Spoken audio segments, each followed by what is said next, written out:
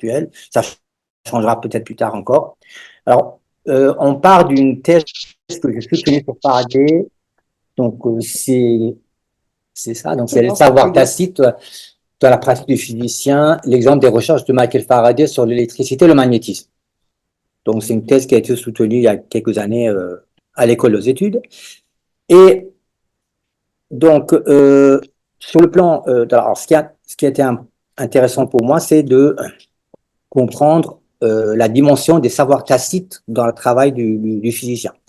Alors, la référence philosophique à l'époque, c'était Michael Polanyi. Michael Polanyi, donc, c'est un physicien, philosophe d'origine hongroise et anglais, qui a écrit un livre assez connu dans le monde anglo-saxon qui s'appelle Personal Knowledge. Et donc, dans ce livre, il soutient l'idée qu'il y a une dimension dans le travail scientifique, formel et conceptuel, il y a une dimension de connaissances personnelles et tacites qui ne sont pas formalisées. Et pour lui, ne sont pas formalisables. Après, la discussion s'ouvre. Alors, il parle essentiellement des savoir-faire du laboratoire, c'est-à-dire les skills du laboratoire, et l'intuition au sens d'une pressentiment à la découverte. Donc, pour lui, il montre comment il s'implique ces deux types de savoir tacite. Et donc, c'est un travail qui est bien connu, même les philosophes analytiques le connaissent assez bien. Voilà. Maintenant, avant de commencer ce travail, je voudrais donc présenter le cadre épistémologique qui va, disons, qui va, de mon point de vue, convenir à cette approche. Donc, le cadre, donc je veux dire, dans ce travail de thèse, donc moi, ce qui m'a intéressé, c'est où se situe le savoir-faire de Faraday et comment il manipule les objets d'expérience et donc tout ce qu'il a fait dans le laboratoire de la Royal Society. Et ce qui était important, ce qui est rare dans l'histoire des sciences, c'est que les cahiers de laboratoire de Faraday, de jour en jour, ses écrits sont disponibles. Donc, on peut à la limite suivre de jour en jour le progrès de ses investigations, ses cheminements et ses retournements, etc., et de mieux comprendre comment le processus de recherche avance. Donc Faraday, bon, je reviendrai après sur sa carrière. Donc le cadre épistémologique, c'est quoi? Pour moi aujourd'hui, ce qui m'intéresse, enfin ce qui m'a intéressé dans l'histoire de la pensée, c'est, je vais aller vers les penseurs classiques, c'est la pensée de Spinoza. Alors, pourquoi Spinoza? Pourquoi pas Kant? Pourquoi pas autres philosophes de la tradition? Eh bien, il y a quand même un point important dans l'œuvre de Spinoza, c'est il y a eu au XVIIe siècle tout de débat autour de rapport entre corps et l'âme, ou le corps et l'esprit. Et pour Spinoza, lui, il attribue autant de valeur ou d'être aux idées qu'au corps. Donc à l'esprit et les idées que le corps et les affects. Donc le rapport corps-esprit sur lui a une certaine originalité qu'on a appelé le parallélisme. Et là, je reviendrai là-dessus. Je pense que pourquoi ce parallélisme est intéressant pour comprendre le rapport entre théorie pratique en physique et puis pour la recherche scientifique. C'est pas la même chose, c'est corps et âme. Si, au départ, c'est coréen, mais pour lui, l'âme, c'est le mons et ça devient l'esprit. Voilà. Donc, en fait, Spinoza, le premier son œuvre est important, c'était le Tractatus Theologico-Politicus. Donc, il écrit ce livre théologique, qui est une théologie immanentiste, qui se sépare de la théologie monothéiste, de la tradition juive, et pour cela, il a été excommunié de la communauté juive d'Amsterdam, c'est très connu. Bon, selon certains commentateurs, donc pour lui, c'est une sorte de panthéisme, en fait, Dieu, s'identifie à la nature. Je vais vite, hein, parce que c'est plus complexe. Et donc, bon, il a été brutalement exclu, mais aujourd'hui, les commentateurs estiment que, en fait, son œuvre, si on prend, bon, ça c'est une parenthèse, hein, si on prend la tradition juive, il serait plus proche de Maïmonide que la Kabbale. Et on sait que Maïmonide, de son côté, et ça c'est intéressant à prendre, il était sous l'influence de certains philosophes de l'islam, aristotéliciens qui étaient en marge, comme Farabi, mais Al-Farabi. Mais bon, ça c'est un autre débat. Donc, son principal livre, c'est Éthique, qui était une ontologie, mais il n'a pas publié de son vivant parce qu'il était pourchassé, il ne pouvait pas le publier. L'être, pour lui, je vais rapidement, hein, c'est une substance au sens de cause de soi.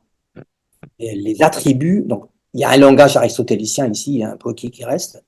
Les attributs sont ce que l'entendement humain perçoit de la substance, constituant son essence. Les modes sont les affections de la substance. Dans le premier livre de l'éthique, il définit de Dieu, il définit c'est que Dieu c'est une substance infinie, et selon lui, en dehors de Dieu, nulle substance ne peut être définie ni être conçue.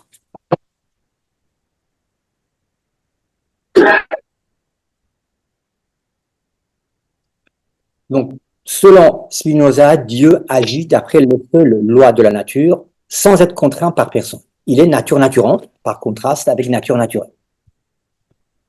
Donc, il s'ensuit que Dieu est cause efficiente de toutes les choses qui peuvent tomber sous un entendement. Donc, Dieu se confond avec la causalité nécessaire de la nature. Rien de contingent n'arrive dans la nature selon Spinoza. Deuxième partie, donc je repasse sur cette partie, la première partie de l'offre, deuxième partie, de la nature et l'origine des sentiments. C'est dans cette partie que Spinoza développe sa conception du rapport entre le corps et l'esprit. Le corps, c'est un mode qui exprime l'essence de Dieu en tant qu'elle est considérée comme chose étendue. Donc, tu pars de conception cartésienne, chose pensante, chose étendue. L'idée, c'est un concept de l'esprit, que l'esprit forme parce qu'il est une chose pensante. Il n'y a de mode de pensée que s'il y a dans le même individu l'idée de la chose aimée. Donc, pour lui, c'est ça la thèse principale, le corps et l'esprit sont les attributs de la même substance infinie. Donc, substance pensante et substance étendue sont une seule et même substance, qui est comprise plutôt sous cet attribut, tantôt sous l'autre. On en conclut, selon lui, que les choses, objets des idées, suivent leurs propres attributs de la même façon, avec la même nécessité que les idées suivent de l'attribut de la pensée. La proposition 7 nous dit que l'ordre et la connexion des idées sont les mêmes que l'ordre et la connexion des choses. C'est la doctrine du parallélisme. J'en reviendrai à ce suivant. Ce qui constitue, selon lui, l'être actuel de l'esprit n'est rien d'autre que l'idée d'une chose singulière. L'esprit, pour lui, est l'idée du corps, l'idée des affections du corps. Ensuite, l'esprit élabore l'idée de l'idée et jusqu'à l'infini.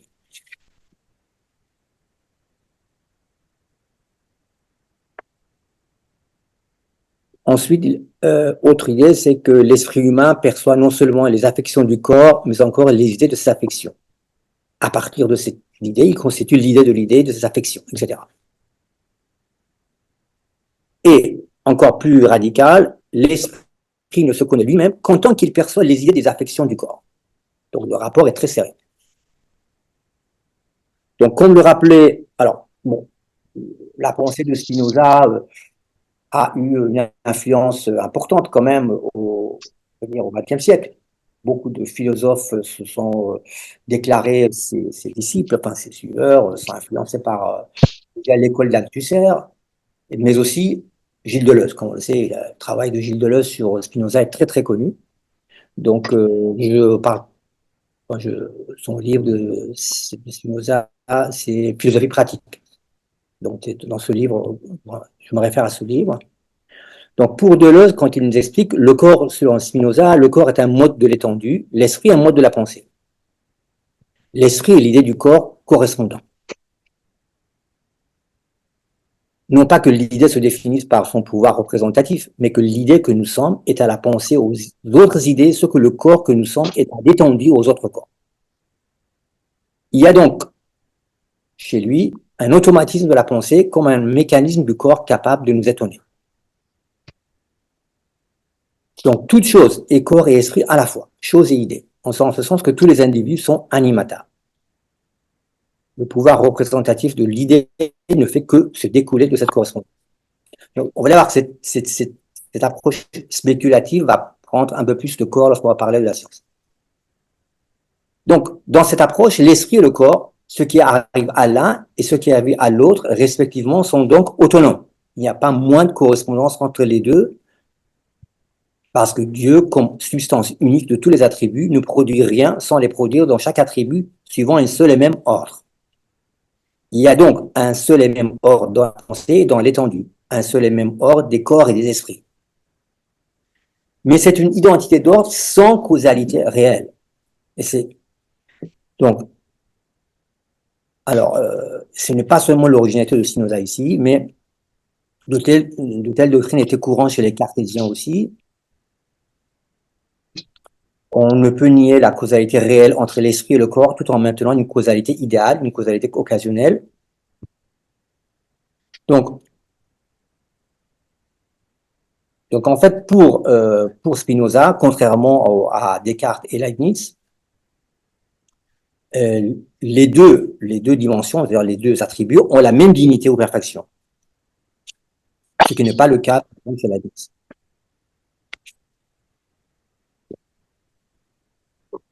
Donc, comme le rappelle Gilles Deleuze, il n'y a pas seulement identité d'ordre entre les corps et l'esprit, les phénomènes du corps et les phénomènes de l'esprit, il y a encore identité de connexion entre les deux séries ou équivalence. Il y a égale dignité, égalité de principe entre l'étendue et la pensée. Et ce qui se passe dans l'un et ce qui se passe dans l'autre, entre ce qui se passe dans l'un et ce qui se passe dans l'autre. Donc, en vertu de la critique spinoziste de toute éminence, de toute transcendance et équivocité, aucun attribut n'est supérieur à l'autre. Aucun n'est réservé au créateur, aucun n'est renvoyé aux créatures, et à leur imperfection. Non seulement, donc, la série du corps et la série de l'esprit présentent le même ordre, mais le même enchaînement sous des principes égaux. Il y a une quantité d'être, isologie, la même chose, la même modification étant produite dans l'attribut de pensée sur le mode d'esprit, dans l'activité étendue sur le mode de corps. La conséquence pratique, c'est quoi? C'est que contrairement à la vision morale traditionnelle, tout ce qui est action dans le corps est aussi action dans l'âme, tout ce qui est passion dans l'âme est aussi passion dans le corps. Donc, ce qu'il dit, l'ordre des actions et des passions de notre corps va par nature de pair avec l'ordre des actions et passions de l'esprit. Il y a donc là un parallélisme épistémologique, comme le soutient Deleuze, entre l'idée et son objet, nous disons identité de structure, mais sans interaction réelle. C'est-à-dire qu'il y a une corrélation sans causalité. Voilà, sans causalité entre les deux. Voilà. Oui, c'est une ça, corrélation voilà. qui va voilà. mettre une causalité. Donc c'est ça qu'on va retrouver. Une concomitance, oui. Voilà. Sans que l'un détermine l'autre. Voilà, c'est ça. Alors, venons maintenant à une approche épistémologique de la physique. Est-ce qu'on ne peut pas trouver un tel parallélisme entre expérience et théorie en physique? C'est du moins ce qu'en pensait, d'une certaine façon, Einstein, lorsqu'il évoquait l'expérience de pensée et son rapport à l'observation, tout en maintenant leur autonomie. Alors, ce qu'il nommait le saut de pensée n'était rien d'autre que la pensée elle-même dans son indépendance relative à l'expérience. Mais de l'autre côté, nous avons aussi une autonomie relative de l'expérience en physique. Par exemple, il y a un livre de Bachelard qui a essayé de le travailler, ça s'appelle La connaissance approchée. Il y a un type de connaissance qui possède sa spécificité et son autonomie devant la science formelle et mathématique. Alors, on va déplacer un peu ça. On va arriver là. On va arriver là à un schéma que vous présente Einstein dans sa lettre à Maurice Solovine dans les années 50.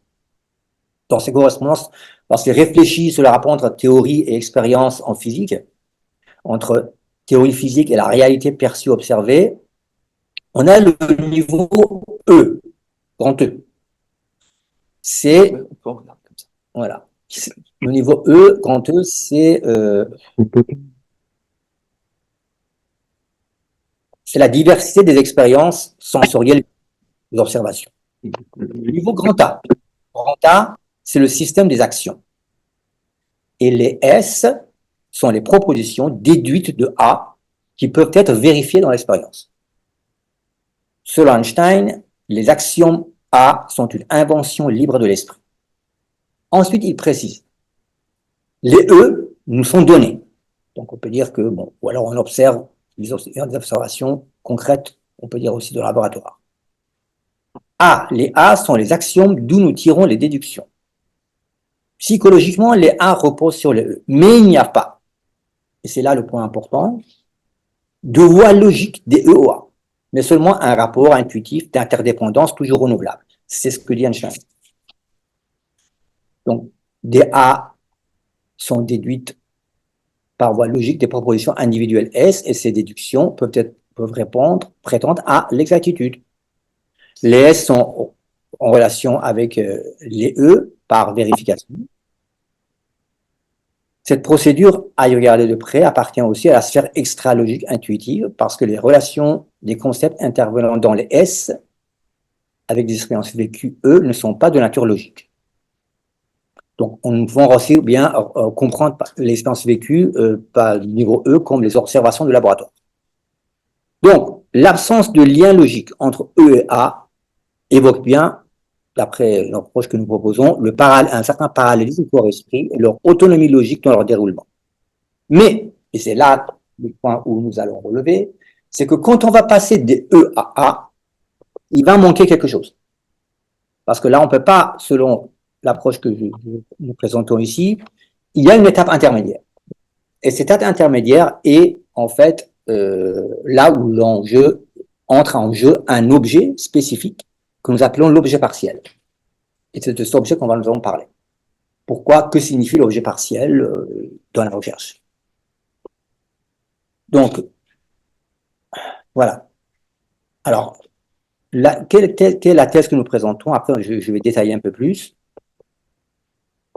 Déjà, je vais vous présenter les volets essentiels de l'intuition tels que nous défendons, et après, je vais développer chaque partie un peu plus en détail. Donc, un processus de recherche. Là, on va dans le processus de recherche, dans la genèse des théories. Un processus de recherche conduisant à une invention scientifique est mené orienté par une intuition, ce qui caractérise l'originalité de la démarche d'un savant, du génie de la science. C'est là où on découvre, on arrive à une révolution scientifique, comme chez Galilée, Newton, Einstein, etc. C'est avant toute chose une expérience du corps, au sens d'une expérience du corps. On la voit déjà lors d'une découverte en physique, par exemple, celle de radioactivité par Becquerel. C'était une observation des traces de rayonnement sur un film radioactif, sur un film radio. De là démarre son processus de recherche. Mais prenons le cas d'une investigation qui souvent part du constat des anomalies dans un paradigme. Alors, selon cette approche, l'origine de la démarche singulière du savant se trouve dans une expérience vécue en amont de sa recherche et qui va marquer la voie à suivre. Donc, on va discerner 3 moments dans ce processus. D'abord, l'expérience du corps. Nous avons pu distinguer 2 types d'expériences du corps. L'observation sensible et les pratiques du corps. Certaines pratiques du corps, des savoir-faire dont on va donner des exemples concrets. Ensuite, ce n'est pas suffisant, bien sûr. Il y a le regard ou la visée intuitive. Le regard du sujet, comme on sait dans la tradition lacanienne, aussi bien de la philosophie de Sartre, il a pris Lacan chez Sartre, le regard se distingue de la vision, qui est plutôt objective et physiologique. Dans le domaine de l'esprit, si on veut transposer dans le domaine de l'esprit cette distinction entre regard et vision, le regard s'exprime par des interrogations, des questions, conférant une orientation des hypothèses, mais qui n'est pas d'emblée conceptuelle. Donc une orientation singulière dans les explorations théoriques et expérimentales. Ensuite, cela ne suffit pas. Un 3e moment doit intervenir. C'est un objet qui est l'objet partiel. C'est un objet qui est volatile. Il peut se déconnecter du corps, d'un corpus théorique, et se déplacer dans un autre horizon autour duquel on va se construire, se cristalliser un nouveau cadre théorique. On peut prendre, sans vouloir transposer en rien, on peut prendre l'exemple de l'objet petit h ou l'objet transitionnel qui peut se séparer du corps. Mais nous allons prendre une approche plus proche de la science aussi, c'est celle de Gilbert Simondon. Donc, dans leur articulation, ces 3 moments vont en fait constituer l'intuition scientifique, qui ne se réduit pas donc à une pure vie de l'esprit, une vision directe du réel. Alors, partons de l'expérience du corps. De quoi il s'agit?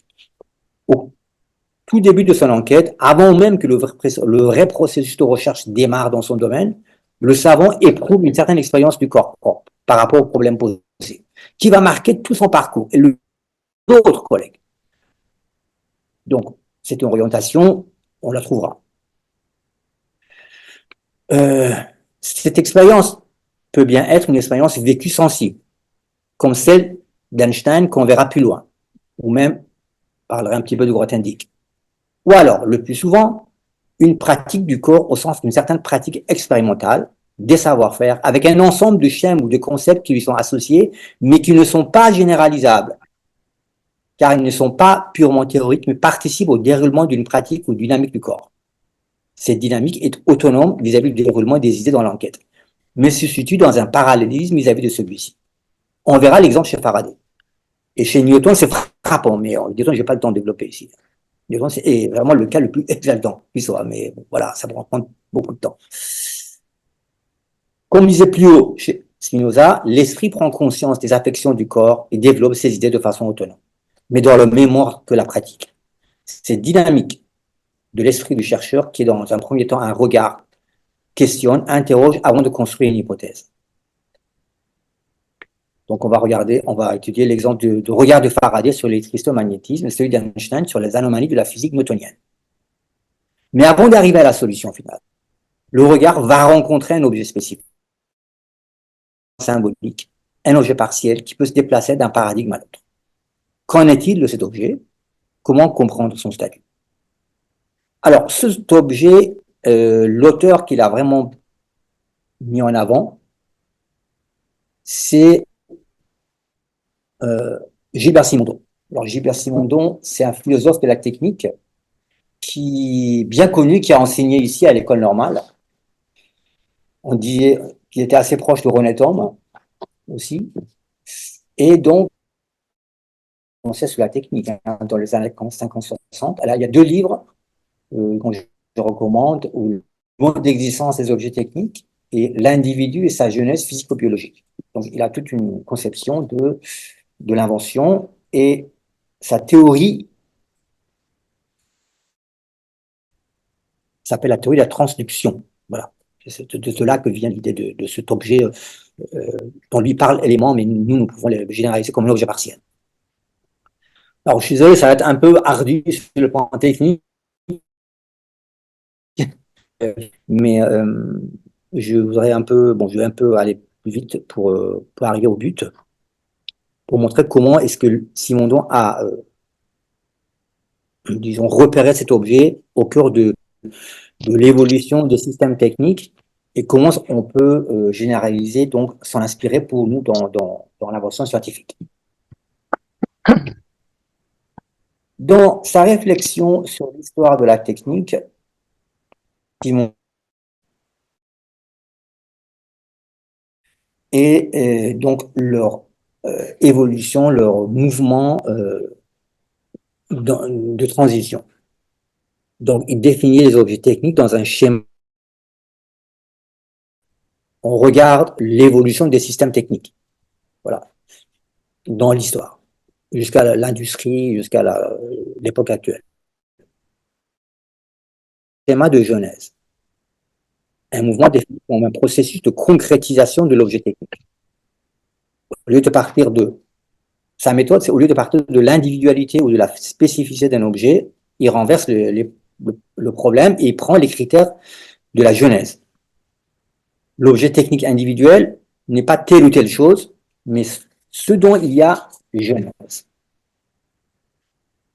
Donc, pour lui, l'objet technique est une unité de devenir.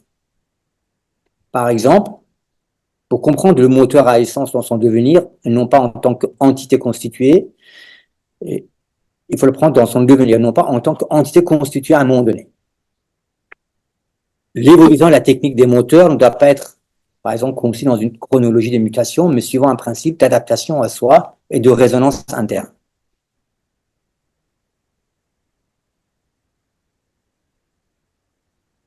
Donc, pour aller plus vite, parce que je ne veux pas trop alourdir l'exposé, c'est seulement par un examen de régime de causalité intérieure qu'on peut définir une logique d'évolution du moteur, par l'exemple du moteur. L'évolution s'effectue, selon Simondon, de l'abstrait vers le concret, d'une forme relativement autonome des pièces vers une structure plus liée et plus dynamique. On pourrait dire, selon lui, que le moteur actuel est un moteur concret alors que le moteur ancien était un moteur abstrait. Dans le moteur ancien, chaque élément intervenait à un certain moment dans le cycle, puis était censé ne plus agir sur les autres éléments. Les pièces du moteur sont comme des personnes qui travailleraient chacun à leur tour, mais ne se reconnaîtraient pas les unes des autres. Donc le moteur ancien serait un assemblage d'éléments définis de façon unique. Dans sa forme abstraite, chaque unité est traitée comme un absolu, achevé dans sa perfection.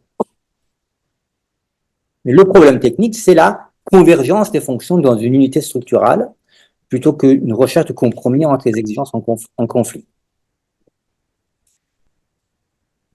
Donc, pour Simondon, les objets techniques évoluent vers un petit nombre de types spécifiques, c'est en vertu d'une nécessité interne, non pas à la suite d'influences économiques ou d'exigences pratiques. C'est une nécessité internaliste. Par exemple, cette évolution s'incarne dans le passage de la production artisanale à la production industrielle. L'artisanat correspondait à un stade primitif et abstrait, l'industrie à un stade concret.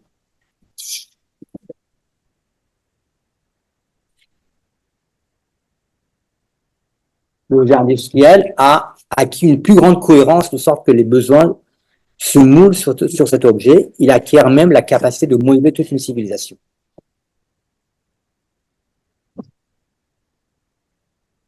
Donc, je vais vite parce que je suis désolé, je ne veux pas trop alourdir. Je dis, il y a encore d'autres parties qui viennent derrière.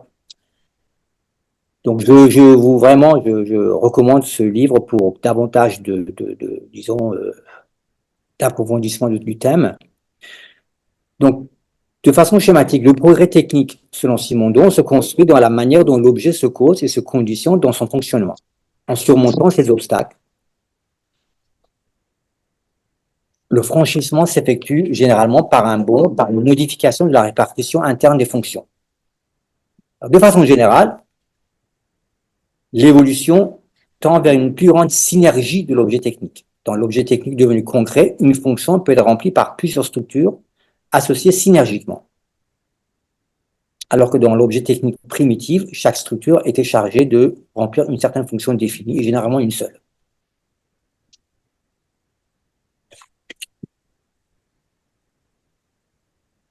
Alors,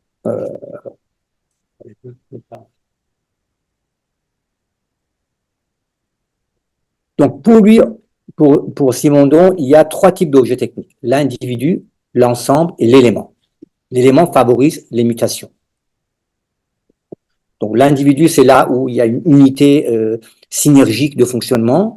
Un ensemble, c'est lorsqu'on associe plusieurs individus entre eux, par exemple dans une industrie.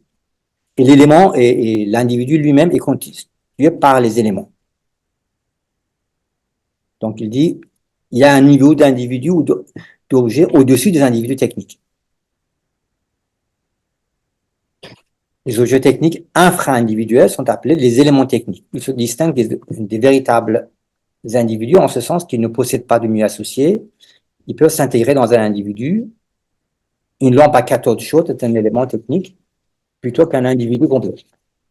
On peut la comparer à ce qu'un organe dans un corps vivant. Donc, schématiquement parlant, lorsqu'il y a une révolution technique, une évolution technique importante, un élément est dissocié d'un individu, puis il est posé dans un autre contexte au cours duquel se formera de nouveaux objets techniques et de nouveaux ensembles. Les individus sont constitués par des éléments d'un milieu associé qui conditionnent leur autofonctionnement. Ils permettent une évolution des objets techniques. Donc, il développe ça avec de nombreux exemples. Donc, que se passe-t-il lors d'une évolution technique? On assiste à un passage qui va des ensembles antérieurs à des éléments qui s'en détachent et participent à la formation de nouveaux individus. Ces éléments, lorsqu'ils s'introduisent dans un objet, modifient ses caractéristiques et engendrent un saut qualitatif.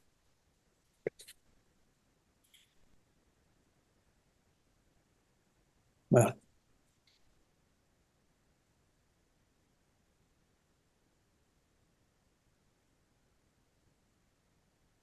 Donc, je passe, hein, parce que il faut que le temps me court. Alors, cet élément technique a une caractéristique qui se manifeste lorsqu'il participe au processus de l'évolution technique. Il exprime un manque et renvoie à des combinaisons possibles qui pourront l'intégrer dans un individu, dans un autre individu. Donc, il y a une marge d'indétermination. Bon, voilà. Donc, il faut retenir de tout cela l'idée que un élément constituant un individu peut être séparé, comme par exemple l'aiguille anglaise qui représentait par exemple toute l'industrie, toute la singularité d'une industrie, et peut être transposé dans un autre individu autour duquel va se constituer une autre révolution technologique. Voilà. Donc cette idée, on peut donc cette idée de ce que Simondon appelle le principe de la transduction. Donc ce qui permet en fait de penser pour lui l'invention comme par rapport à un objet spécifique qui est en fait un objet particulier. Qui pour nous, moi j'appellerais l'objet partiel, qui n'est pas complètement symbolique et qui est important dans le processus de recherche. Et Par qui, exemple, voilà, le transistor, ça peut être. par exemple, le transistor, Voilà, parce que ça a tout changé. Oui, Et en même temps, c'est très simple. C'est très simple, voilà. Ouais. Maintenant, je reviens à l'exemple de Faraday. Donc, je vais développer ça pour les particules de Faraday. Comment il a travaillé avec les objets et comment il a, dans la période particulière de sa recherche, il a utilisé, enfin, on voit l'émergence de ce type d'objet partiel.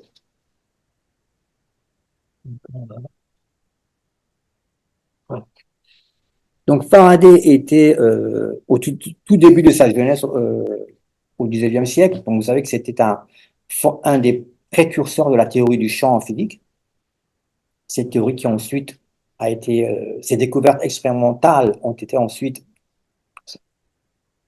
un champ, voilà, qui ont été ensuite intégrées d'une certaine façon dans une perspective plus mathématique par Maxwell et Thomson, et qui a formé la théorie du champ en physique du XIXe siècle.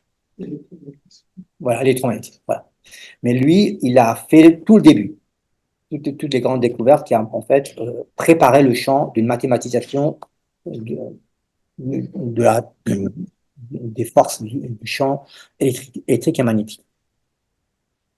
Donc, il était tout départ assistant au laboratoire de Sir Humphrey Davy, qui était le grand chimiste de la Royal Society au XIXe siècle. Et il faut savoir qu'au début du XIXe siècle, ce qui dominait la physique de l'époque, c'était la mécanique newtonienne, comme un paradigme. C'est-à-dire que tout le monde pensait les forces comme une action à distance entre deux pôles, deux objets, contre les masses. Voilà. Donc, celui qui a surtout élaboré cette conception dans le domaine de l'électricité et magnétisme, c'était le physicien français André-Marie Ampère, qui a, lui, développé une importante théorie de l'électrodynamique.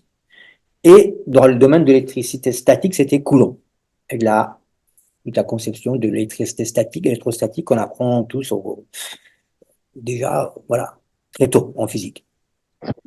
Mais Faraday va choisir une autre voie. Et dès 1821, il va chercher une orientation des forces magnétiques créées par un courant dans une direction autre qu'une direction centrale entre deux pôles, dans une direction latérale. Ce qui va le conduire à la découverte des rotations magnétiques, je reviendrai dessus. Mais son orientation était de chercher autre chose qu'une action à distance. Donc ça va intervenir dans sa fameuse découverte de la loi d'induction électromagnétique, pour la création des courants à partir de mouvements des aimants dans de mouvements des bobines dans un champ magnétique, qui a donné lieu à la découverte des alternateurs, des turbos. Il a largement participé à la révolution industrielle en Angleterre. Mais nous allons nous étudier ses recherches en électrostatique en 1835, qui ont conduit à l'invention d'une nouvelle conception de la force électrique. Donc, en 1834, Faraday était déjà bien avancé dans ses investigations en chimie, en électrochimie, en électromagnétisme. Il avait déjà pu élaborer des théories basées sur un modèle de progression continue des forces dans l'espace, le milieu jouant un rôle essentiel dans la transmission des forces. En commençant une série de recherches en électrostatique, on poursuit cette intuition de l'action continue des forces dans l'espace. Une vision qui va s'incarner dans la ligne de force magnétique. Mais précisons encore la nature de sa démarche. Donc, au départ, comme nous avons dit, la conception dominante était celle de Coulomb, c'est-à-dire deux charges qui s'exercent l'une sur l'autre, une force d'action à distance. C'est la fameuse formule de la loi inverse carrée de Newton transposée dans le monde de l'électricité. Mais les commentaires de Faraday sur sa démarche après ses découvertes montrent sa réticence vis-à-vis de ce modèle. Donc on le voit dans la première partie, il nous dit que in the long continued course of experimental inquiry, etc., il dit qu'il fait un constat sur l'ensemble de ses expériences en sciences électriques, que ce soit pour les courants ou pour les charges statiques, on n'arrive pas à les séparer et à les isoler dans l'absolu. Il indique qu'il a essayé de charger un corps par une seule électricité, mais qu'il n'y est pas arrivé. C'est bien une faille dans le cadre de la science newtonienne dominante. On peut donc estimer qu'à ce stade, Faraday l'existence d'une charge absolue, une expérience de Coulomb.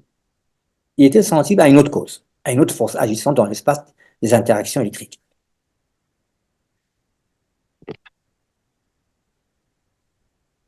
Ensuite, il établit un lien entre ses travaux sur l'induction et ses découvertes antérieures en électrochimie. Il dit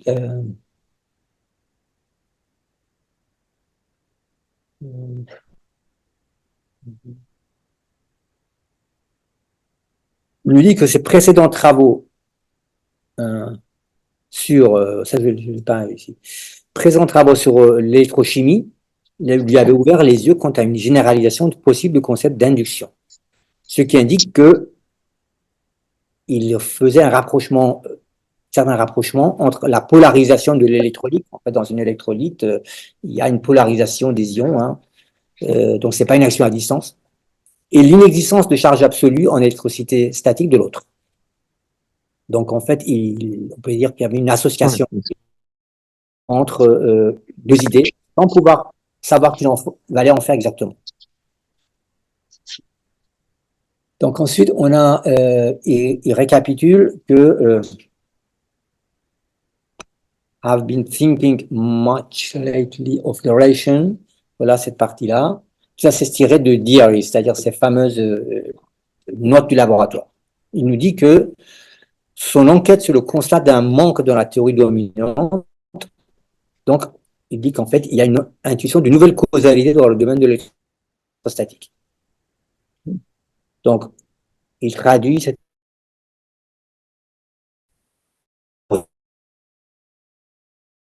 polarisation dans le milieu conducteur. Donc, une cause inconnue va créer des effets de polarisation dans le milieu conducteur. Donc, on va voir comment est-ce qu'il exprime cette orientation dans ses recherches concrètes. Les recherches commencent le 3 novembre 1834 et se développent sur quelques étapes que nous allons présenter schématiquement. Je suis désolé, je vais vraiment très très proche parce que je suis plusieurs fois revenu là-dessus pour faire une exposition plus cohérente, mais voilà, c'est comme ça. Il faut suivre au pas à pas pour savoir qu'est-ce qu'on peut en conclure. Dans un premier temps, il questionne l'état électrique de l'isolant censé séparer les deux charges électriques absolues, ce qui équivaut à une remise en cause de la discontinuité constitutive du modèle de Coulomb. Il navigue, il suppose que l'électricité peut même être conçue comme une substance libre, pouvant se trouver sur la surface du conducteur ou celle de l'isolant. Dans un deuxième temps, et c'est là où on approche, il décompose la charge électrique. Donc il pense une charge électrique, il décompose. Pour savoir si l'électricité se trouve sur la surface du conducteur ou sur celle de l'isolant, parce qu'en fait vous avez un isolant. Pour savoir où se trouve l'électricité, il pose une sphère métallique creuse sur un support, il la charge avec une source d'électricité et se propose d'examiner son état. Mais qu'est-ce qu'il fait? Là, on va sur le schéma. Il découpe la sphère de Coulomb au fur et à mesure afin d'état électrique à l'intérieur de l'objet charge. Voilà, découpe. Puis il cherche à localiser le lieu de l'électricité sur la surface du conducteur et au voisinage de l'isolant. On s'achemine en fait vers un schéma d'un condensateur électrique. Continuant à étudier l'état électrique de l'isolant autour du conducteur, il donne un ton nouveau à ces investigations et examine l'hypothèse d'un enchaînement de surfaces électrisées positives et négatives, dans celle qu'on voit dans le schéma en parallèle. Alors il se pose la question, est-ce qu'il existe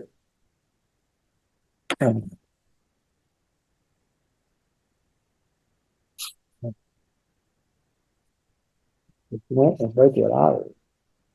Donc, en fait, il n'y a pas un pôle pur positif, pôle pur négatif, mais il y a des états très proches les uns de l'autre avec des charges positives et négatives.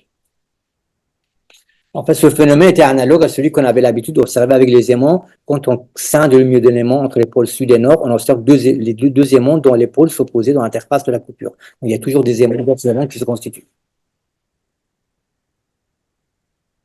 Donc, après des tâtonnements sur la nature de l'électricité et sa répartition dans l'isolant, il termine sa journée par une spéculation sur la nature de la charge électrique et sur l'ébauche d'une expérience de pensée qui viendra plus tard. Si, il dit if the globe, mais je ne l'ai pas écrit là. Non. Il dit que si la sphère est électrifiée avec une charge purement positive ou purement négative, il n'y a aucun moyen de le détecter. Parce que c'est toujours de façon relative qu'on évalue l'identité d'une charge. L'électricité caractérisée par un signe unique est pratiquement indéterminable. Car si l'on se trouve sur une surface chargée d'une seule électricité, comment pourrions-nous la distinguer en connaître le signe? Celui-ci ne mesurable que par rapport à une électricité de signe contraire. Cette réflexion exprime la difficulté, voire l'impossibilité, de concevoir une charge électrique dans l'absolu. La charge électrique doit donc posséder plutôt une nature relative. C'est la deuxième ligne de pensée qui suivra plus loin. Par ailleurs, le rapport entre les deux concepts de polarisation de l'isolant et le statut relationnel de la charge électrique reste à établir. Alors, l'étape suivante se trouve dans les journaux de 4 et 8 décembre 1834, où ces recherches vont amener à disons, découvrir des lignes de champ autour d'une chaudière électrisée. Donc, à nouveau, il nous dit sa conclusion, et là, on va aller vers l'expérience de pensée finale. Qu'est-ce que la valeur de charge positive ou négative en soi? Alors, il donne une expérience de pensée. Imaginons des mythes vivant sur une sphère dans l'espace. Donc, il veut exposer le statut paradoxal de la charge électrique. D'une part, l'observation montre qu'il existe bien des électricités de signes opposés. Mais d'autre part, l'expérience de pensée prouve qu'il n'y a pas lieu de parler d'une charge électrique d'un certain signe en absolu. Les mythes habitant sur la surface d'une sphère uniformément chargée, positive ou négative, ne peuvent déterminer le signe électrique de leur surface. Dans ces situations, tous les instruments mesurent une force électrique sans pouvoir en désigner le signe. Par exemple, on ne peut distinguer indépendamment des conditions d'expérience si la divergence des feuilles d'un électromètre, parce qu'il y avait un électromètre, on chargeait, et l'électromètre les feuilles de l'électromètre s'écartaient, on mesurait la force de cette manière. On ne peut pas savoir si cette force est de nature positive ou négative. À la suite de ces cours de recherche que Faraday pourra construire sa propre théorie de l'induction électrique en rupture avec les théories de Coulomb, s'appuiera sur une conception de force électrique progressive dans un milieu électrisé. Ces forces se transmettent et s'exercent entre des particules contiguës. Terme signifiant pour lui les particules les plus proches d'un milieu conducteur. C'est la première émergence d'une conception de théorie du champ dans l'espace. Maintenant, on en arrive à 10 ans après, plongés dans les travaux de laboratoire de Faraday, ils vont interroger le statut d'un objet spécifique dans cette enquête, à savoir la charge électrique. Dans un premier temps, cet objet, charge électrique, exprime une certaine tension de la conception dominante. Aux yeux de savants, aux yeux de Faraday, l'idée de la charge posait un problème. Il est impossible de le mesurer. Donc, cet objet exprimait un manque de cohérence de la conception d'action à distance en électricité. L'objet suit ensuite, il est sorti de ce cadre, il subit une série de modifications pour parvenir à une nouvelle forme, s'intégrant au final dans un schéma de force polarisée entre deux pôles limitant les transmissions. L'expérience de Faraday sera en mesure d'exclure complètement l'idée de charge absolue et permettre l'émergence d'une nouvelle approche des forces électriques. Donc, dans l'approche que nous soutenons ici, l'objet charge électrique joue le rôle d'un objet partiel. Il exprime un manque dans la structure, il sera séparé de l'ancien cadre conceptuel, il sera placé dans le centre d'une reconstruction symbolique, il va avoir un autre statut complètement dans la nouvelle théorie. Mais quand même, c'était un ancien objet qui s'est transformé en se déplaçant. J'imagine qu'on peut dire que la charge électrique, au départ, joue le rôle de la masse. De la masse pour oui. la mécanique newtonienne. C'est qui est une chose absolue. Enfin, voilà, une quantité d'être absolue. Voilà, c'est ça.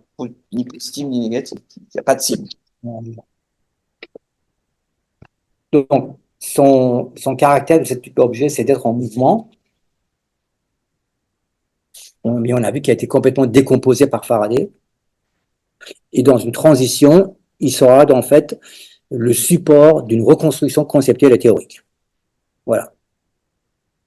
Donc, quand on revient sur le schéma einsteinien, donc, en sautant du niveau d'observation au A, il y a un palier de transition qu'il ne faut pas oublier de prendre en compte. Voilà, c'est l'objet partiel qui intervient ici dans cette recherche de Faraday. Il fera des démarches similaires sur d'autres périodes de sa recherche, mais bon, là, j'ai pris celui-ci. Donc, revenons donc à notre conclusion de tout ça.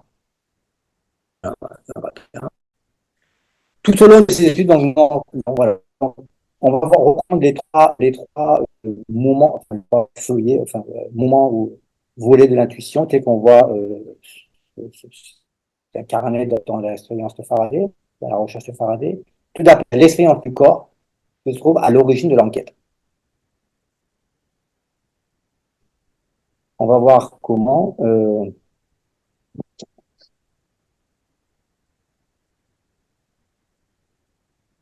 a déjà parlé de ça. Donc, on avait parlé de l'expérience du corps, on va dire que ça veut dire quoi pour Faraday exactement sa recherche. Puis, je dis, qui est le regard qui s'écarte de mon ingénieur, mais il n'a pas encore construit de concept. Puis l'objet partiel, dont on a vu le cas dans les recherches électrostatiques. Donc, alors, quelle est l'expérience du corps exactement? En fait, il s'agit d'une pratique du corps, avec ces ensembles de concepts qui ne sont pas généralisables, mais qui vont être en parallélisme avec une nouvelle construction conceptuelle. Alors, pour cela, il faut revenir à sa vie, à sa biographie, et au contexte de l'époque pour mieux comprendre la position de l'expérience du corps. Sa biographie nous révèle qu'il n'avait pas suivi une formation classique en physique, il ne s'était pas engagé dans un cursus universitaire. Donc, comme j'ai dit au départ, il avait passé ses années d'apprentissage aux côtés de Sir Humphrey Davy, le célèbre chimiste de la Royal Society. Et cette pratique de chimiste, comme assistant de Humphrey Davy, avait marqué ses travaux et l'orientation de ses recherches. Comme certains historiens de sciences anglais l'ont souligné, les chimistes restaient au début du IXe siècle réticents vis-à-vis de la théorie mécanique d'action à distance. Sur le plan empirique, les forces et affinités chimiques s'appliquaient selon un modèle continu d'action dans un milieu matériel, contrairement à la conception newtonienne de la force gravitationnelle. Mais c'était une approche en marge de cette théorie dominante. Donc, la carrière de Faraday débute par un engagement d'expérimentateur en chimie. sans autre formation théorique et physico-mathématique comme ses collègues de la Royal Society. Sa pratique était en fait dans la chimie, c'était une association des savoir-faire avec des concepts liés en chimie, mais ça ne pouvait pas aller au-delà. Il n'y avait pas au-delà de cette pratique, on ne pouvait pas étendre cette pratique de la chimie à l'ensemble du domaine de la physique. Et donc, cette pratique, on va voir, il est clair que cette pratique de la chimie, il s'avère être dans un ordre structurel en parallèle avec sa démarche d'exploration des forces électromagnétiques. Magnétique. Donc, ce qu'il faut savoir, c'est qu'il n'était pas le seul à avoir cette démarche-là. D'autres expérimentateurs de l'époque avaient aussi une approche similaire, comme Wollaston ou comme Humphrey Davy, mais eux, ils ne sont pas allés aussi loin. C'est lui qui est allé loin. Mais donc, on peut associer, en fait, voir ce parallélisme entre, d'une part, sa conception, enfin, sa pratique de la chimie et avec ses concepts qui sont dans un domaine bien limité, et son enquête, son investigation dans la physique, avec un regard, en fait, qui se constitue comme un regard qui recherche autre chose que la force centrale, et donc en cherchant une force continue agissant à distance, enfin, force continue de progression de force continue dans l'espace, contrairement au modèle newtonien. Et donc, il le montre d'emblée, dès 1821, dans sa découverte des rotations magnétiques. Dès qu'il commence en 1821 ses recherches, il était chimiste avant, il commence tout de suite en 1921. On voit donc, en fait, les schémas qu'il produit sont les schémas donc on a les schémas donc des forces magnétiques voilà, des forces magnétiques qui sont autour des fils conducteurs. Et finalement, il arrive à explorer autour du courant et le magnétisme, comment est-ce quelle est l'orientation des forces. Il ne cherche pas une force centrale. Finalement, il arrive à découvrir qu'il y a une rotation des forces magnétiques autour d'un fil conducteur qui n'est donc pas une force d'orientation, disons, centrale. Donc, dès le départ, il est sur cette ligne-là. Donc, il n'arrive pas encore à faire une théorie. La théorie viendra après en 1834. Mais déjà, sa pratique de la chimie a éveillé chez lui un regard en résonance différent des autres physiciens comme en France, André-Marie Ampère. Là où je peux parler du parallélisme chez Spinoza. Peut-être c'est un bon moment pour faire une pause. Oui, on fait une pause. Allez, pause. Donc poser question. Donc, poser question. Donc, vous pouvez vous allumez votre micro si vous voulez poser une question, voilà, tout simplement. Sauf dans la salle où on n'a même pas besoin d'allumer. J'ai juste une question par rapport au début qui était sur le corps et l'esprit et comme les deux participaient en même temps à chaque, et en particulier aux expériences physiques. Mais à un moment donné, je ne vois pas bien comment le corps participe. Oui, alors. Par exemple, surtout aujourd'hui, on va faire pas mal d'expériences comme simulation sur un ordinateur. Oui, des expériences. Oui, alors oui, bon, il y a tout ce qui se passe en fait en physique. Il y a une partie expérimentale qui est vraiment propre à cette science et qui fait que il y a déjà une expérience sensible dans laquelle il y a des gestes du corps pour manipuler les instruments. Aujourd'hui, les grands accélérateurs ici, oui, les gens sont oui, mais ça n'empêche pas. Moi, je crois que vous avez. Bon, une fois, il y a très longtemps, j'avais écrit un petit texte sur SL2R, hein, c'est matrice 2-2 réelle, qui est une chose très. Les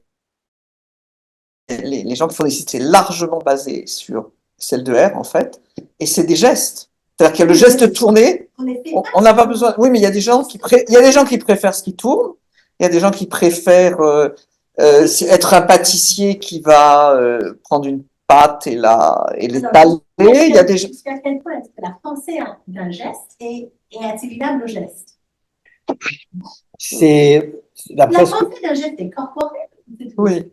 Alors, il y a d'une part, d'après ce schéma, il y a le geste et le savoir-faire et les concepts qui sont associés, qui sont propres dans un contexte qui a priori est quasi autonome. Et cela éveille en résonance un regard nouveau qui, en fait, a son propre développement. Mais tout ça Voilà. est absolument vrai, et même pour moi, j'ai fait pas mal d'expérimentation par ordinateur, mais j'ai un savoir-faire, j'ai tout ça, mais c'est tout ici. Non. Oui. Oui. C'est un savoir-faire quand même, un tâtonnement et tout ça, mais français, quoi. Oui, Ça, c'est des mais mathématiques. ouais, c'est Oui, la oui, mathématique. oui, mais Oui. la physique aujourd'hui. Non, non, non, non. Non, ah non, la vraie physique. Non, Non, non. ça reste. Par exemple, Des expériences avec une machine énorme. Même quand la machine est énorme, par exemple. Bon, Les ingénieurs. pour prendre un exemple, moi j'avais été à l'école polytechnique où les gens travaillaient sur les plasmas, etc. Ils étaient un peu perdus. Les équations de les physiques des plasmas, c'est un énorme truc. Et il y avait quelqu'un qui avait l'instinct des électroaimants. Donc il allait au CERN, il disait, et quand il s'agissait de stabiliser un faisceau, les gens faisaient tourner les craies et tout ça, et c'était très long. Et lui, il disait juste, ben, je crois qu'il faudrait un peu dans cet électroaimant mettre un peu ça. Mais quelque part, c'est les ingénieurs, ils ont ça, ceux qui construisent. Oui. Et les physiciens, c'est pas les ingénieurs, c'est de Bah, c'était les expérimentateurs du CERN, disons.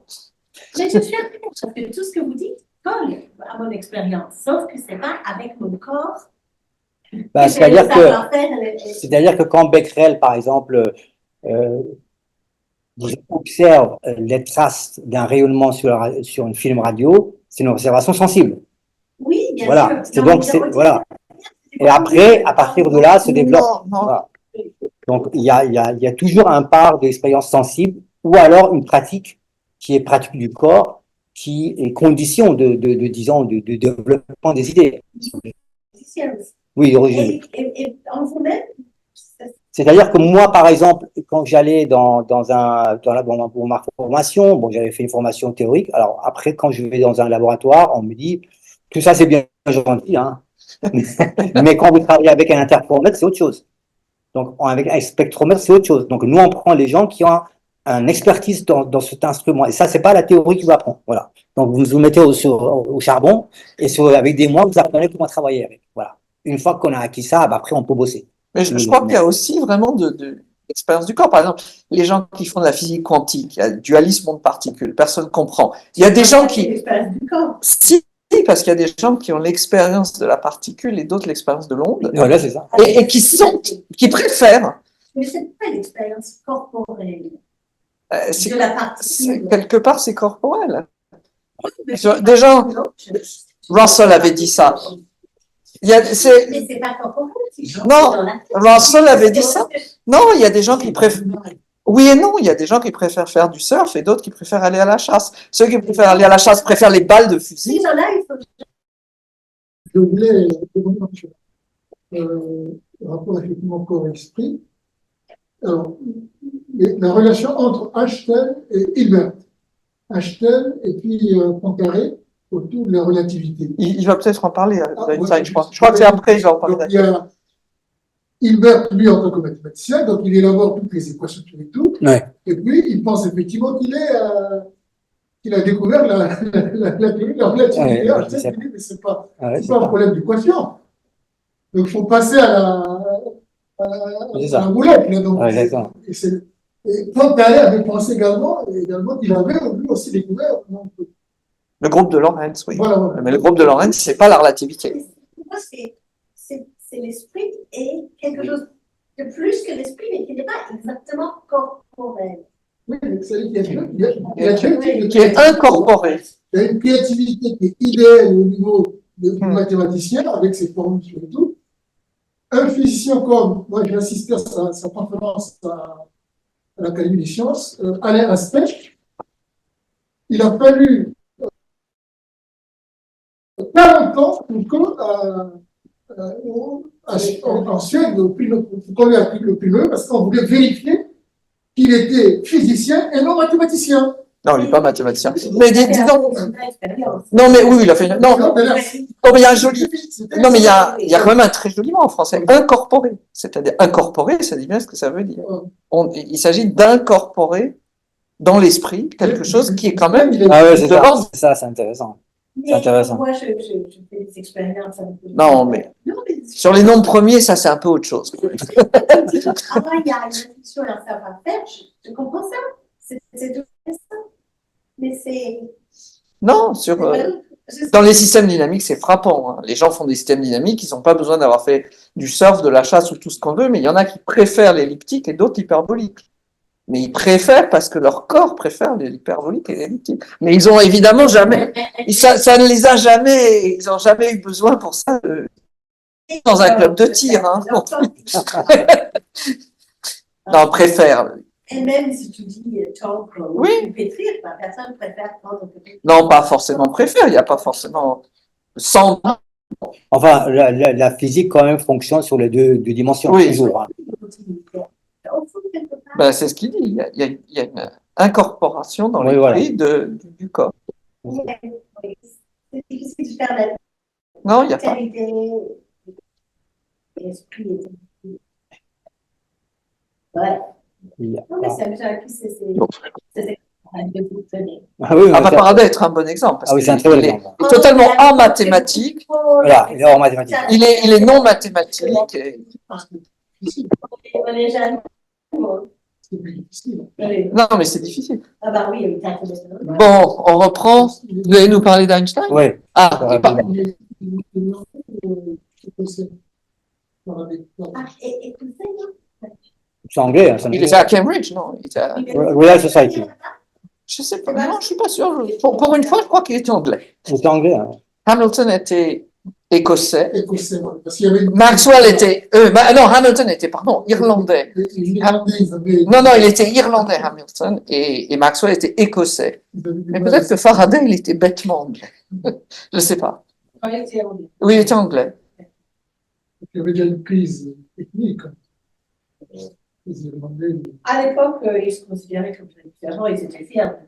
Mais aujourd'hui aussi. Surtout les Écossais ensemble. Bon, Allez, Einstein. Alors, C'est Einstein. bon, c'est une lecture un peu particulière d'Einstein que je propose, hein. Donc, dans la jeunesse d'Einstein et l'expérience de la boussole. Mhm. Dans l'évolution historique des idées en physique, le parcours d'Einstein révèle aussi ces différents aspects de l'intuition scientifique. Disons, voilà. La théorie de la relativité, comme nous savons, s'inscrit dans une histoire de la physique de Galilée à Newton, en passant par Faraday et Maxwell. Donc, théorie du champ, pour aboutir à une unification de la théorie de la gravitation et de l'électromagnétisme. Mais quelle a été la motivation originale de cette recherche? Alors, on peut le voir de cette façon. On peut le voir aussi d'autres façons, je le sais, mais en tout cas, c'est une formulation qui rapproche des autres travaux du savant. Einstein explique brièvement les impressions qui l'ont marqué dans sa jeunesse et qui ont suscité plus tard sa curiosité intellectuelle et scientifique. Donc c'est lui qui parle, hein, c'est pas moi le plus gros. Dans Éléments autobiographiques, il insiste sur la dimension inconsciente de la pensée. Et à quel point ça rapproche un peu de ce que nous disons. Il dit, pour moi, il ne fait aucun doute que la pensée progresse en grande partie sans avoir recours à des signes, des mots, et qu'elle chemine de façon largement inconsciente. Comment expliquer sinon qu'il nous arrive de nous étonner, de nous émerveiller de façon toute spontanée devant telle ou telle expérience? Il semble que cet étonnement se produise lorsqu'une expérience, donc sensible, entre en conflit avec un monde conceptuel solidement enraciné en nous. Si ce conflit est vécu de façon intense et rude, il a des répercussions décisives sur notre monde intellectuel. C'est bien un peu ce que nous disions tout à l'heure, hein. C'est pas très loin de Spinoza. Or, cette expérience en conflit, c'est une cause qui agit sur la pensée, la fait cheminer. Donc, le sujet établit une relation avec cette faille paradigmatique. Alors, Einstein évoque ensuite différentes expériences qui ont pu l'émerveiller dans son enfance, sa prime jeunesse. Il a eu ce choc émotionnel lorsqu'il a découvert, quand il était petit, la boussole et le mouvement de l'aiguille qui bougeait sous l'action d'une force inconnue. Alors il dit, citation, « J'ai connu un tel miracle à 4 ou 5 ans lorsque mon père me mit une boussole. Le fait que l'aiguille se comporte de façon si déterminée ne correspondait au cours normal des choses, tel qu'il pouvait s'inscrire dans le monde conceptuel inconscient, où l'effet était lié à un contact direct. Je me souviens encore maintenant, mais ça il fait à la fin de sa vie qu'il a écrit ça. Je me souviens encore maintenant, ou du moins je crois me souvenir que cet événement me laissa une impression profonde et durable. Il devait donc avoir derrière les choses quelque chose de profondément caché. Alors, cette impression profonde correspond bien à une expérience du corps, à une sensation forte face à un événement troublant inattendu.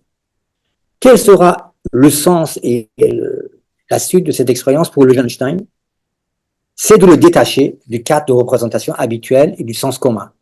Une force peut agir à l'encontre de l'harmonie de sens et de la tranquillité qui en découle.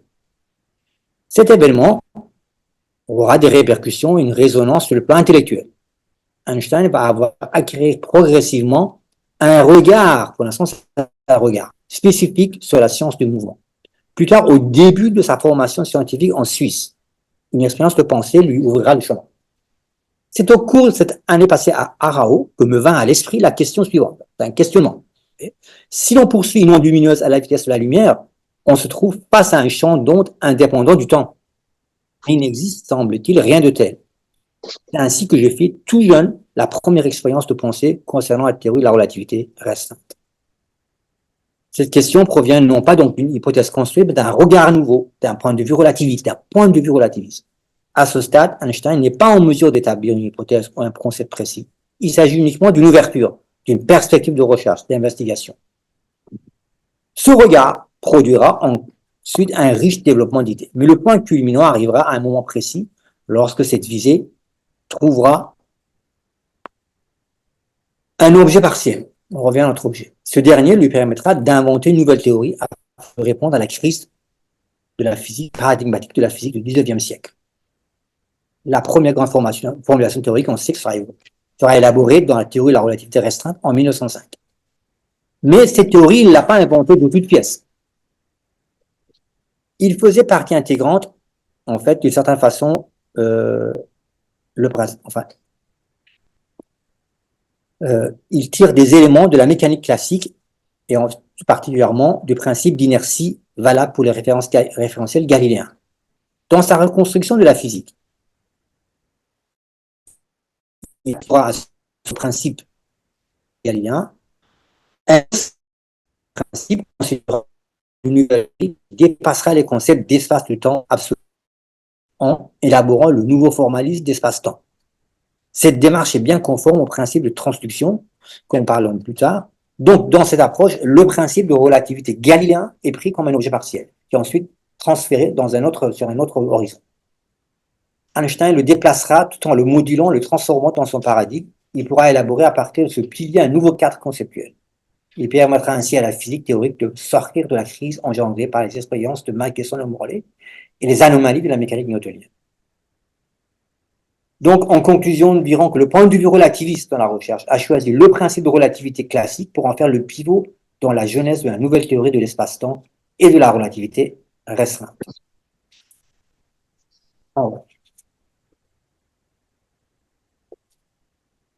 Donc, je vais aller un peu vite. Je ne vais pas encore reprendre sur Spinoza. Donc, on a conclu le principe de parallélisme entre corps et corps et esprit. Pour Spinoza, cela signifiait que les deux attributs expriment la même substance sous des formes différentes.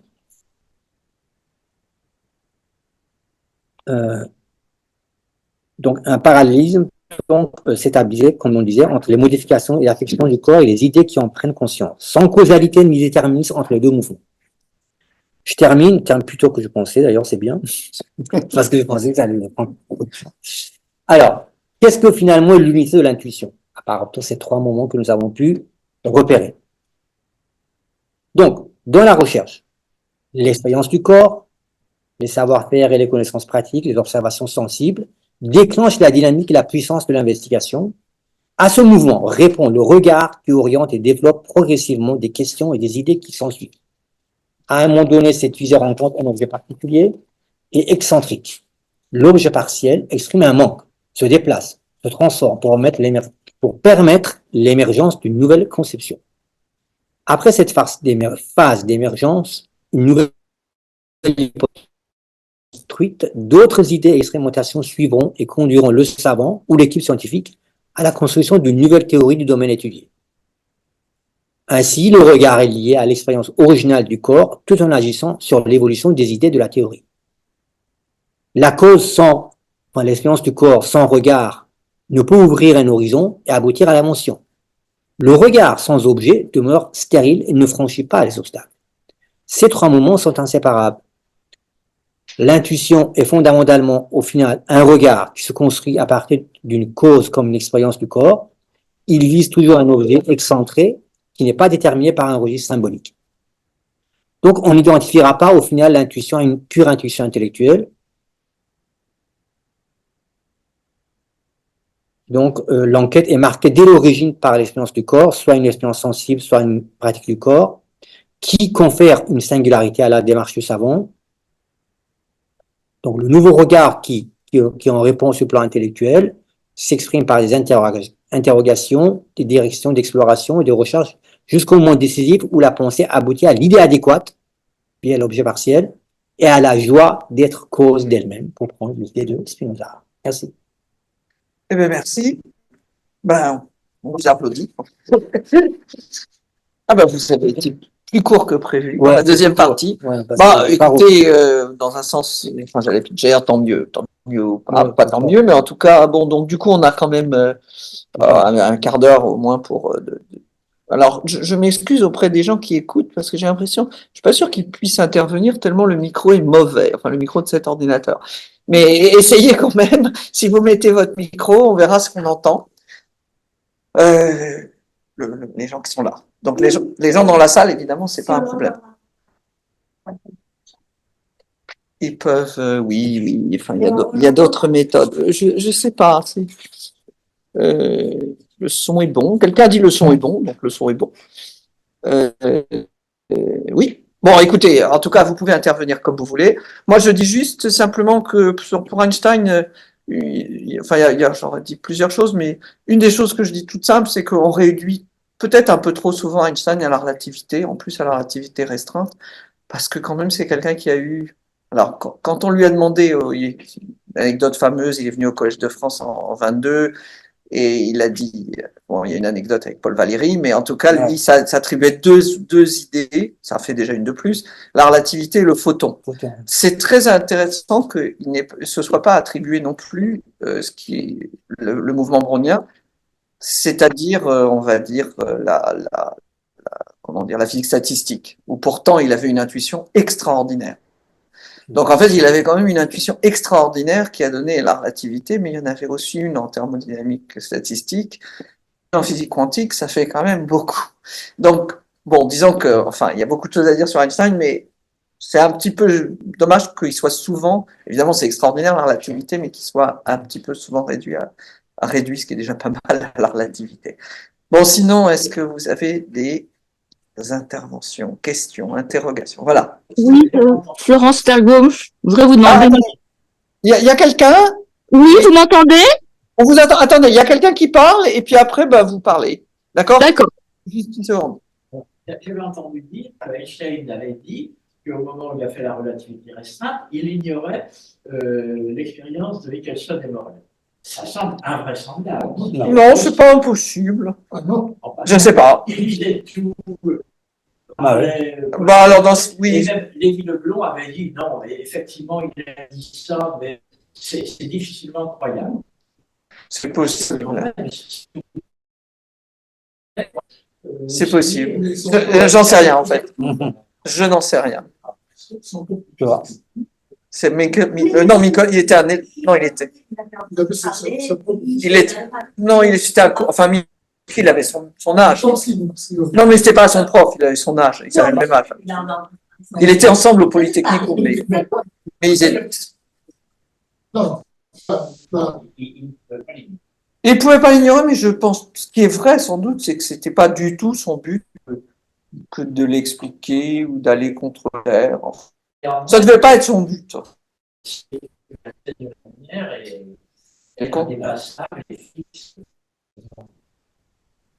avait lu l'ouvrage de Ernst Mach sur la mécanique, Oui, il et aimerait. dans lequel Mach avait expliqué que, en fait, la physique n'avait pas besoin de notions absolues d'espace et de temps. Donc, ces notions d'espace absolu et de temps absolu sont métaphysiques, en fait. Vous savez, Pour la Marx, science. on dit toujours qu'il y a eu trois grands lecteurs qui sont Musil, Einstein et Lénine. Et qui en ont C'est Lénine aussi avec qui en ont tiré des conclusions assez différentes. C'est ça. Lénine, on l'avait lu. Ouais. Ah, Lénine était un grand lecteur de Marx, C'est ça. mais pas avec les mêmes conclusions qu'Einstein. Mais enfin, des conclusions frappantes quand même. Alors, allez-y, dites-nous. Dans les 3 étapes de l'intuition, je m'étonne quand vous allez du corps au regard, que vous ne parliez pas des affects justement là, à ce moment-là, parce que vous aboutissez effectivement à la joie de la découverte ou de la trouvaille, mais ne faut-il pas, pour découvrir, être déjà dans la joie? Est-ce que vous avez entendu? Oui, oui. Ne faut-il pas, pour découvrir, être déjà dans la joie? Et pourquoi vous ne parlez pas des affects, alors au sens analytique, j'imagine? Les affects, d'après Spinoza, touchent D'après Spinoza. directement, oui, touchent directement le corps, hein, et l'âme, bien sûr. En réglant la puissance de l'homme ou de la femme en même temps. Là, au moins, l'affect intervient tout de suite avant le regard. Donc l'affect simplement je répercute. L'affect n'intervient-il pas tout de suite avant même le regard? Voilà. Mais c'est un peu une citation de Spinoza, hein, c'est pas. Enfin, dans l'expérience du corps, il y a l'affect. Oui. Donc, et l'affect, et c'est cela qui en fait déclenche en quelque sorte le regard aussi. Donc, Oui. à l'origine. Je ne sais pas Oui. si ça correspond à ce que vous dites. Hein. Oui. Mais tout commence par un affect de toute façon. Oui, mais disons que je me demande dans quelle mesure justement ce regard n'advient pour pointer justement l'objet partiel que dans la mesure où l'affect est positif dans le sens de Spinoza, à savoir qu'il donne de la puissance au corps. Ah, d'accord. Oui, c'est peut-être, c'est un peu ce dont on parlait avant, hein, enfin à la pause, c'est-à-dire que le regard n'intervient que pour autant que effectivement une forme d'affect a été comment dire, perçue. Bon, et excusez-moi, alors différente, qui est effectivement différente chez les individus, d'un individu à l'autre, quoi. Non, parce que je suis très intéressée par cette question d'objet partiel qui me semble effectivement correspondre, enfin, quelque part à l'invention médie de Lacan, hein, ou à l'objet petit a. C'est ça. Sauf que l'objet petit a est quand même immatériel, et là, dans l'exemple que vous donnez de la technique, il est quand même très matériel. Ouais, oui, il est très matériel. Pour Einstein, d'ailleurs, j'aurais dit que ça aurait pu être la pendule, le pendule, la pendule réduite au pendule. C'est-à-dire quand même sa grande question, c'est qu'est-ce que la simultanéité au départ. Oui, et s'il dit qu'est-ce que la simultanéité, en chaque point, il en parle souvent, à chaque point il y a une pendule qui bat de manière régulière, enfin, une sorte de pulsation. Alors moi j'ai pensé, mais bon, je me permets d'aller vers Grothendieck sous votre allez-y. surveillance. Ce que j'ai lu dans Récolte Semailles, il parle qu'à l'origine de sa recherche, au début on était à Montpellier, quand il vient à Paris, il pose la question du volume. Oui. Pourquoi l'observation du volume, on ne peut pas l'incarner dans l'observation. Et tout le monde lui tombe dessus en disant que c'est une évidence, qu'il ne faut pas en parler de tout ça, etc. Tout le monde lui tombe dessus à Montpellier, puis après on lui tombe dessus à Paris en lui disant c'est déjà fait. Donc finalement c'était. Voilà. Peut-être que ça correspond quelque part. Moi j'ai mis en parallèle avec, mais je ne sais pas pourquoi. J'ai mis en parallèle avec ce qu'a fait Einstein avant son année, son annus mirabilis de 1905, et c'est retrouver la théorie de Gibbs. Et donc faire justement de la physique statistique. Mais pourquoi Grothendieck s'est intéressé à ce qu'on appelle maintenant, ou ce qu'on appelait même alors la théorie de la mesure? Franchement, j'ai pas vraiment de... Je sais pas, tu as une idée? Pourquoi Parce que non, il le dit, parce que c'est ça qu'il faisait au lycée, avec la définition des livres qui n'est pas satisfaisante. Non, mais c'est beaucoup moins corrélé à ce qu'il fera après que, je sais pas, le rêve d'Einstein de la mouette ou des choses comme ça. La corrélation n'est pas du tout évidente, hein. Enfin, pour moi, en tout cas, j'ai jamais. Non, c'est parce qu'il est Ça marche. content de ce qu'il a trouvé. Bah, Einstein, lui, il a commencé par faire tout à coup, par faire de la physique statistique. J'allais dire sans le savoir. Retrouver ce qu'avait fait Gibbs, c'était extraordinaire, c'était génial. Ouais. C'est pas tellement corrélé à la relativité immédiate. Non. Pourquoi il faut Mais c'est corrélé au mouvement brownien. à 18 ans, tu penses pas? Non, mais c'est très intéressant parce qu'avec Einstein, c'est corrélé immédiatement au mouvement brownien, ce qu'il ne cite pas comme une de ces deux idées. Non. Ça, c'est très étonnant parce qu'il écrit 3 articles, dont l'un est évidemment corrélé à la physique statistique, et c'est celui qu'il ne cite pas, et qui est d'ailleurs un peu le moins cité.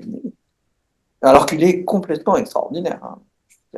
Mais plus tard, il dira que la thermodynamique reste un peu confus. Enfin, il n'a pas un bon rapport avec la thermodynamique. Tout en ayant une idée géniale. Oui, c'est ça. Mais après, ça devient incompréhensible. Oui, mais lui-même, c'est incompréhensible. Oui, c'est incompréhensible. Oui, voilà. Alors, j'aurais juste ajouté que. Oui, pardon. Je voulais quand même, parce que dès le début, vous avez parlé de Platon, donc vous avez cité effectivement l'invention. Il y a ce débat entre invention, découverte. Donc, alors maintenant, est-ce que par rapport en physique, est-ce que c'est plus des inventions ou des découvertes? Donc, alors, quelle est votre posture là-dessus? Alors, la question, c'est qu'il y a une différence entre invention et découverte.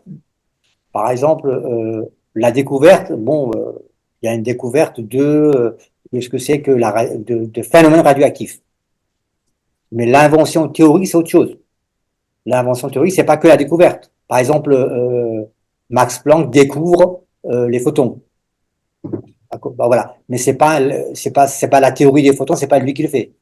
Donc l'invention théorique, c'est quand on part sur une recherche et qu'on fait rupture avec une théorie dominante et on ouvre une nouvelle perspective. La découverte ne le fait pas toujours, hein.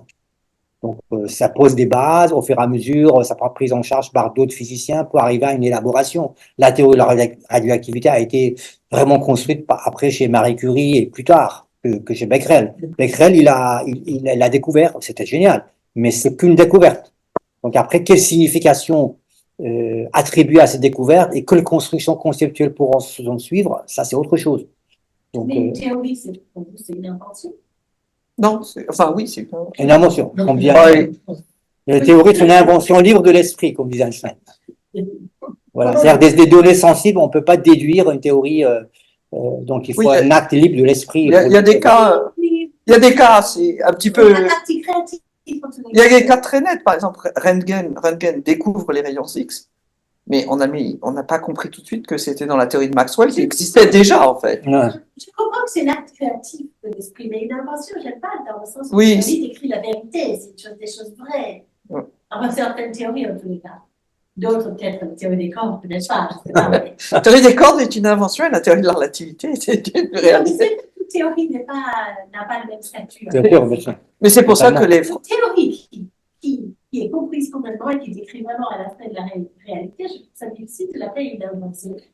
Je crois que les physiciens se trahissent parce que parfois ils disent théorie et parfois ils disent modèle.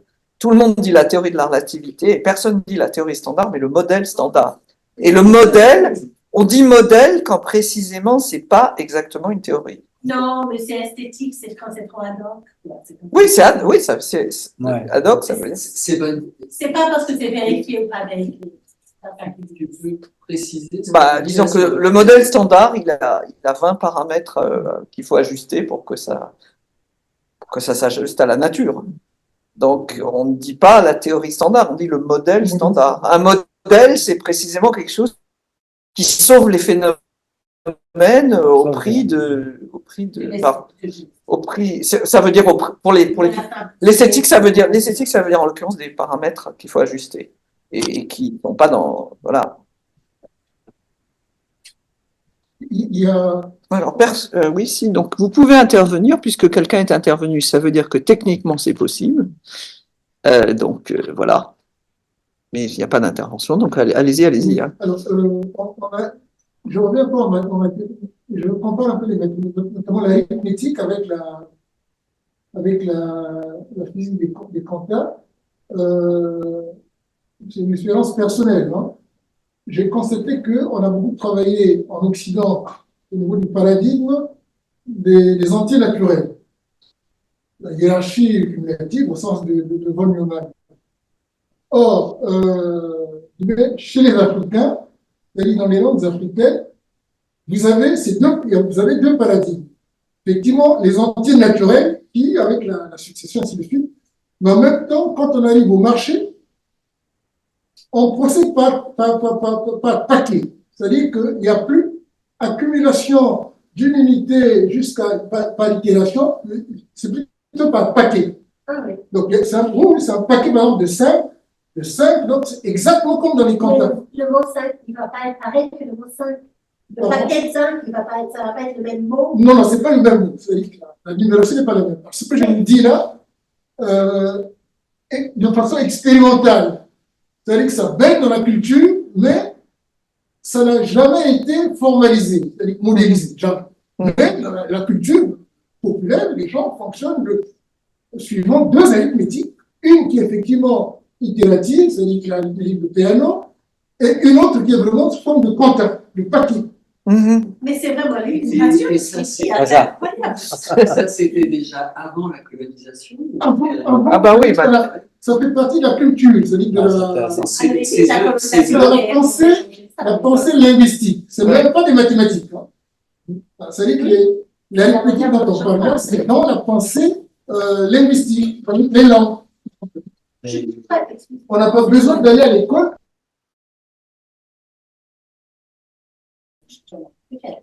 Non, mais dans les modes de penser les chiffres. C'est quelle langue?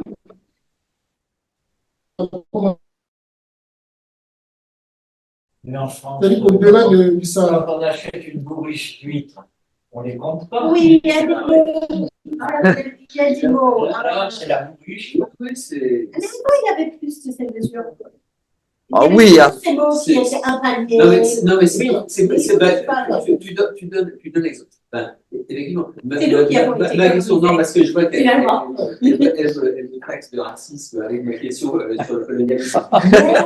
Non, elle, pas vous. Donc, non, mais je dis ça, pour moi, ça résonne avec. Bon, il y a un autiste, Ahmed, qui a pas mal parlé de ces questions-là, des paquets, justement. Et parce que ça fonctionne pas forcément avec des unités. Et ce que tu dis sur les bourriches, moi, ça me rappelle, j'ai été pendant un temps en vacances dans un pays où il y a beaucoup d'ostréiculteurs. Et c'est vrai que j'avais voulu discuter avec eux de comment ça se produisait, les huîtres. Mais ce qu'ils me racontaient était complètement pris dans leurs gestes. C'est-à-dire qu'il n'y avait aucune idée biologique. C'était des Français de Saint-Onge, un peu plus classique, par contre avec une forte culture d'ostréiculteur familial séculaire. Et le fait est que pour eux, ils me faisaient des réponses, mais qui étaient totalement le décalque des gestes qu'ils effectuaient en 3 étapes pour l'ostréiculteur. Et non, même pas, non, il ne faisait pas une description. Les mots qu'ils employaient, ça m'évoque cette histoire de bourriche, effectivement, par rapport au paquet, la bourriche ou une bourriche, c'est une bourriche, qu'est-ce que tu as lu? Tu ne vas pas les compter, c'est maintenant sur le marché, on les compte, mais avant, une bourriche, c'était une bourriche. Et donc, non, mais ce que je vois, c'est qu'il y a un kilo. Non, mais il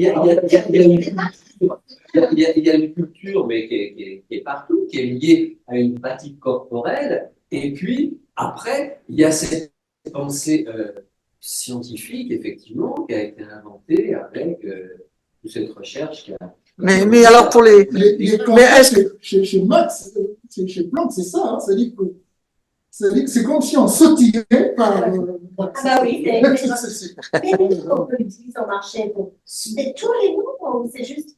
Non, ça se passe uniquement dans les transactions commerciales. Oui, mais si on veut 10 objets, il y a un mot pour 10, mais si on fait 11 objets, il y a un mot pour 11. Non, il n'y a pas. Non, mais quand vous dites 11 objets, là, vous êtes dans l'arithmétique de PM. Mais je peux acheter au spot. Je sais pas. C'est de l'arithmétique. On ne peut pas acheter en spot. Vraiment, c'est. Oui, mais j'ai dit quoi? J'ai dit.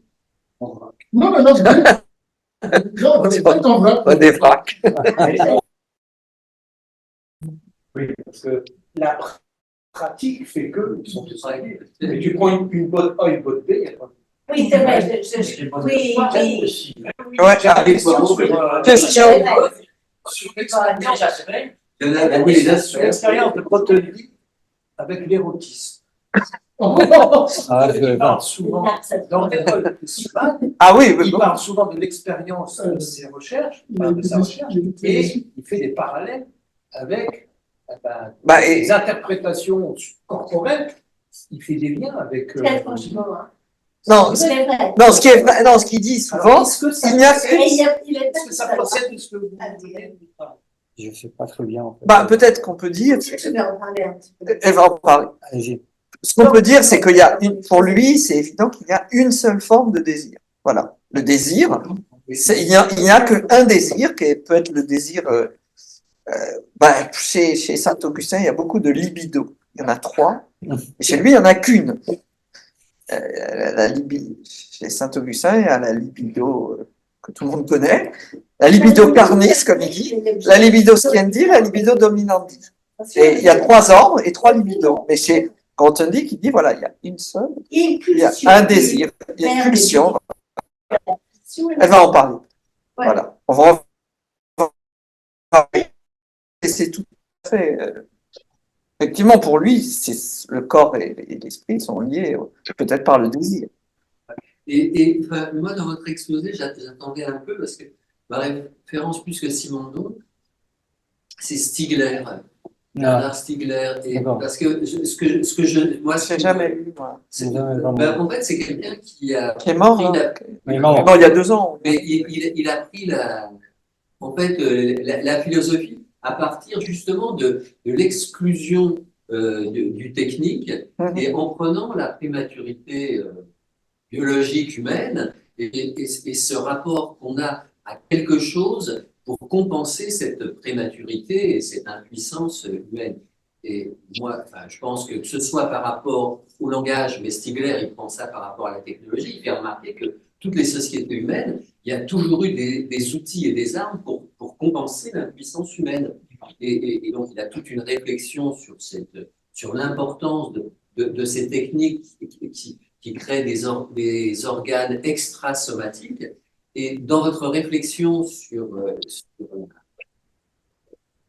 sur l'importance du corps, moi, je me dis, j'ai tendance à penser que l'expérience du corps, quand par exemple, elle citait Grothendieck, qui s'était intéressé à la mesure parce que ce qu'il y avait dans les bouquins, c'était pas, il trouvait que ça tenait pas la route. Mais je pense que Grothendieck, il était dans un rapport traumatique à la cohérence, qui sait que ça avait sûrement plus d'importance pour lui, le fait que ça tienne pas la route, que pour la plupart des gens. Et je pense que tout de même, quand vous disiez une découverte, il y a quelque chose de physique qui se produit. Je pense que c'est quand on est confronté à quelque chose que notre manière de construire le monde symboliquement pour rendre compte de notre expérience corporelle et perceptive, quand là, ça rencontre quelque chose qui ne rentre plus, qui ne peut plus fonctionner,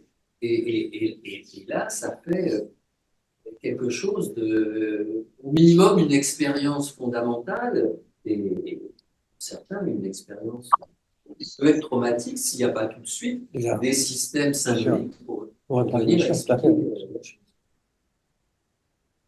Les outils des armes, c'est bien parce que pour sauver son bar, il n'était pas propriétaire de bar, il a commis un crack, parce qu'un ou deux. Oui, il a été en prison, incarcéré, et c'est là qu'il a découvert. La philo, oui. Oui, mais tout à fait. Mais ça me paraît très juste. C'est vrai que Enfin, moi, j'essaie de réfléchir à ce qui se passe pour les humains dès le stade fœtal et dans les tout premiers temps de la vie. C'est vrai que cette histoire d'impuissance originelle chez les humains, ça me paraît vraiment quelque chose de tout à fait fondamental, aussi bien dans le rapport aux techniques et aux outils et aux armes qu'au langage. Je pense que c'est le fait qu'on parle, qu'on s'adresse, c'est cette impuissance originelle qui pousse à ça. Non, ça va. Oui, ça j'ai. Bien, mais on va peut-être. Dernière question. Attends. Dernière question. C'est une question, le rapport entre Hilbert, la mathématicienne allemande Emil Noether, et Einstein. Alors, à propos de la relativité générale, qu'est-ce qui s'est passé? Parce qu'on dirait que cette mathématicienne a été justement utilisée pour produire certains travaux que Einstein qui ont permis à Einstein effectivement d'élaborer la relativité générale. Bon, Einstein, ce que je sais, hein, il a travaillé sur le plan mathématique avec les mathématiciens, mais tout le monde, eux, ils faisaient que la partie purement mathématique. Et il disait qu'il n'était pas compétent en physique. Donc c'est lui qui a vraiment pris, disons, l'intuition en physique pour les appliquer. Mais même ses amis mathématiques d'enfance, je pense que c'était Grassmann, qui ont beaucoup aidé dans la théorie des tenseurs, etc. Ils disaient qu'ils ignoraient toute la physique. Hein. C'était pas leur problème. Il aidait Einstein pour élaborer ces outils. Mais c'est lui qui a fait le lien avec la physique et ils ont fait construire la théorie de la gravitation universelle, enfin, de la théorie de relativité générale. Disons que moi, ce que je connais, c'est que très tôt, je crois en 1908, il y a un article d'Einstein où il demande qu'est-ce qui se passerait dans un ascenseur. Un ascenseur, parce qu'il y a et ça, c'est un article, c'est très Einstein, parce qu'il n'y a pas de géométrie riemannienne, il n'y a rien. Ah ouais, c'est ça. Qu'est-ce qui se passe dans un ascenseur? C'est assez de physicien, quoi. C'est vraiment un truc, une question. En plus, les ascenseurs, c'était quand même tout neuf. Hein. Il n'y avait pas beaucoup d'ascenseurs. Mes parents avaient une maison où l'ascenseur datait de ce moment. Ah, c'est vrai, il n'y avait pas beaucoup à l'époque. Il n'y avait pas beaucoup de maisons, d'ascenseurs. Mais bon, j'arrive pas. Déjà, avec les locomotives, il y avait des tas de gens qui avaient très peur de ce qui allait se passer dans cette petite station. Ouais. Alors, on vous dit au revoir à tout le monde. Je ne sais pas ce qu'on vous souhaite, mais en fait, la prochaine, c'est relativement dans un certain temps, à savoir le 15 mars. Et c'est Léna qui part. Oui. Vous parlez sur quoi? Voilà, merci beaucoup et à bientôt quand même. Et bon mois de février.